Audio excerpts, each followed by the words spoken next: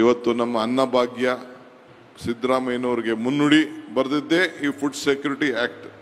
ಇದು ನಮಗೆ ಜೊತೆಗೆ ಈಗ ಹೊಸದಾಗಿ ನಾವು ಶಾಲೆಗಳು ಮಾಡಬೇಕು ಅಂತ ಹೊರಟಿದ್ದೇವೆ.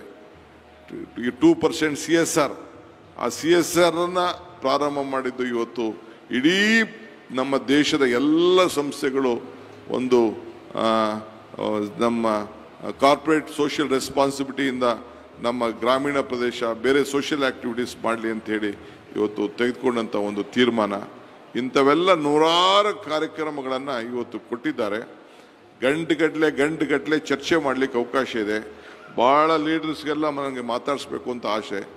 ನಾನು ನಮ್ಮ ಮಿನಿಸ್ಟ್ರು ಇಲ್ಲೇ ಇದ್ದಾರೆ, ನಮ್ಮ ಹೈಯರ್ ಎಜುಕೇಷನ್ ಮಿನಿಸ್ಟ್ರು, ಒಂದು ಸೂಚನೆ ಕೊಡಲಿಕ್ಕೆ ನಾನು ಬಯಸ್ತೇನೆ ಅವರಿಗೆ.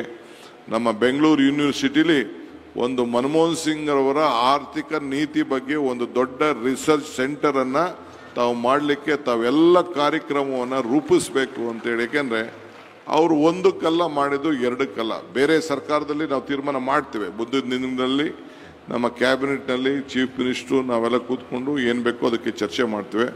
ಬಟ್ ರೈಟ್ ಟೈಮ್ ನಾವು ಮುಂದಿನ ನಮ್ಮ ಮಕ್ಕಳಿಗೆ, ವಿದ್ಯಾರ್ಥಿಗಳಿಗೆ ಇದ್ರ ಬಗ್ಗೆನೇ ಒಂದು ದೊಡ್ಡ ಚರ್ಚೆ. ಯಾಕೆಂದರೆ ಪುಟಾಣಿ ಮಕ್ಕಳಿಂದ ಹಿಡಿದು ಹಾರಕ್ಕಿಂದ ಹಿಡಿದು ಫಾರೆಸ್ಟಿಂದ ಹಿಡಿದು ಸಾಲ ಮನ್ನಾಯಿಂದ ಹಿಡಿದು 70,000 ಕೋಟಿ ನ್ಯಾಷನಲೈಸ್ ಬ್ಯಾಂಕಲ್ಲಿ ಇಲ್ಲಿವರೆಗೂ ಬರೀ ದೊಡ್ಡ ದೊಡ್ಡ ಸಾಹುಕಾರಗಳಿಗೆ, ಇಂಡಸ್ಟ್ರಿಯಲಿಸ್ಟ್ ಮಾತ್ರ ಸಾಲ ಮನ್ನಾ ಆಯ್ತಿತ್ತೆ ಹೊರತು ನಮ್ಮ ರೈತರಿಗೆ ಸಾಲ ಮನ್ನಾ ಮಾಡೋಂಥ ಒಂದು ತೀರ್ಮಾನ ತೆಗೆದುಕೊಂಡಿದ್ದು ಮನಮೋಹನ್ ಸಿಂಗ್ ಅವರು. ಅಂದರೆ ಯಾವ ಸಮಾಜದಲ್ಲಿ ಎಲ್ಲ ವರ್ಗದ ಜನರಿಗೂ ಕೂಡ ಅವರು ರಕ್ಷಣೆಯನ್ನು ಮಾಡ್ತಾ ಇರೋದನ್ನ, ಅವರ ಬದುಕನ್ನು ಕಟ್ಕೊಳ್ಳಿಕ್ಕೆ ಕಾಯ್ದೆಗಳ ಮುಖಾಂತರ ಅವರ ಆಡಳಿತವನ್ನು ಕೊಟ್ಟದ್ದು ವಿಶ್ವದಿಂದ ಹಿಡಿದು ನಮ್ಮ ಹಳ್ಳಿ ಕೂಲಿ ಕಾರ್ಯವರೆಗೂ ಕೂಡ ಇವತ್ತು ರಕ್ಷಣೆ ಮಾಡಿದಂಥ ಒಬ್ಬ ಧೀಮಂತ ನಾಯಕನನ್ನು ನಾವು ಕಳ್ಕೊಂಡಿದ್ದೇವೆ.